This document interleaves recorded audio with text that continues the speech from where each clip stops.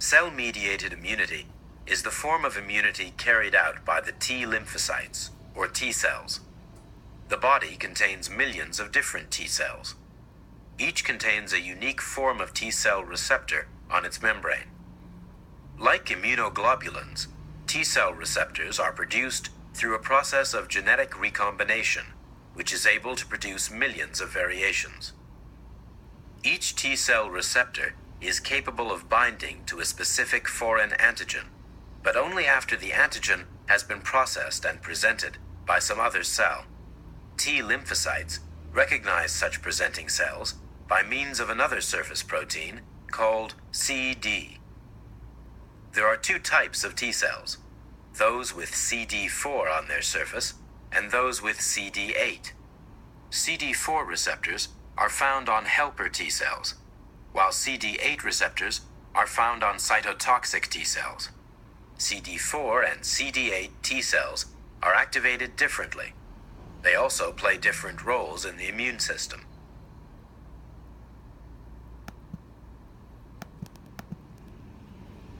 Most cells that display CD4 become helper T cells. CD4 T cells can only recognize foreign antigens when they are presented in conjunction with major histocompatibility complex, or MHC, class II molecules. These protein molecules are only found on certain immune system cells, called antigen-presenting cells.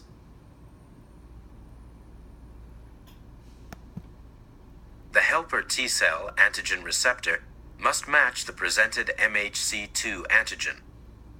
Their binding with one another is the first signal needed to begin activation of the T cell. A second signal, known as co-stimulation, must also occur.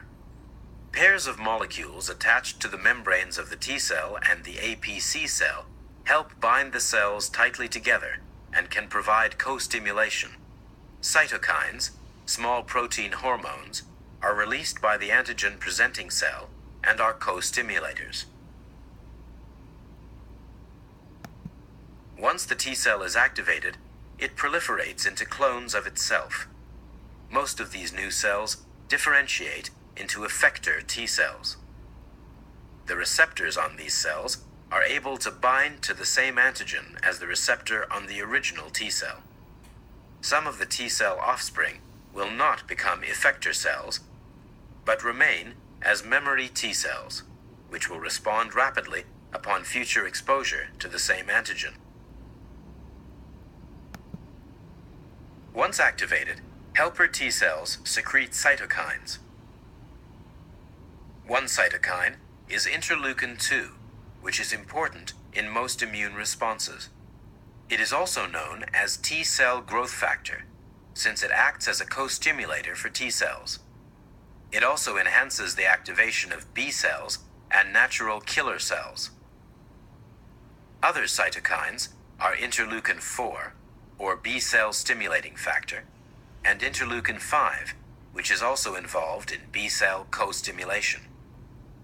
In addition, helper T cells can secrete gamma interferon, which stimulates phagocytosis and nonspecific resistance.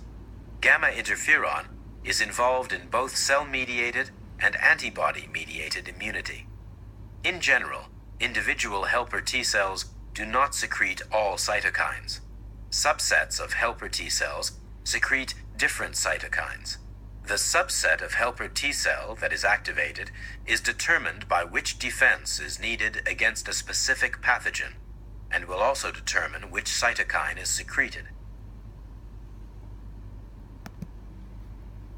Most cells that display CD8 become cytotoxic T cells, also known as killer T cells. CD8 T cells recognize foreign antigens when they are presented in conjunction with major histocompatibility complex class I molecules.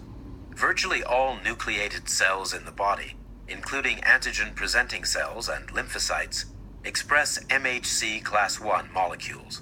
T cells that recognize self-peptides expressed by class I major histocompatibility protein on the surface of healthy cells don't survive in the thymus gland.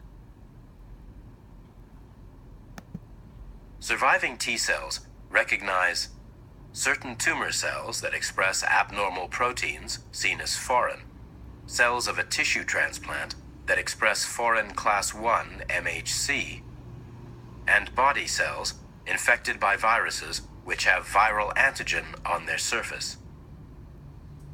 Binding to an antigen presented by a foreign tumor or viral infected cell is not enough for activation of cytotoxic T cells.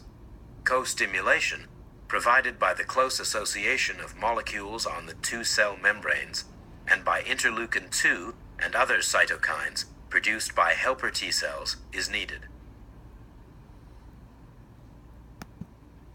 Once the cytotoxic cell is activated, it will proliferate into T cell clones, each expressing the receptor of the original cell. Most of these clones differentiate into effector T cells. The receptors on these cells are able to bind to the same antigen as the receptor on the original T cell. Some of the T cell offspring will not become effector cells, but remain as memory T cells, which will respond rapidly upon future exposure to the same antigen. Cytotoxic T cells can eliminate cells that are infected or have become cancerous. They also act against foreign cells in two ways. The first mechanism is perforin-induced cytolysis. Perforin, released by cytotoxic T cells, punctures holes in the target cell membrane, causing the target cell to burst. The second mechanism is lymphotoxin-induced cell death. Lymphotoxin, also secreted by cytotoxic T cells, starts a cascade of events in the target cell, leading to degradation of its DNA and cell death.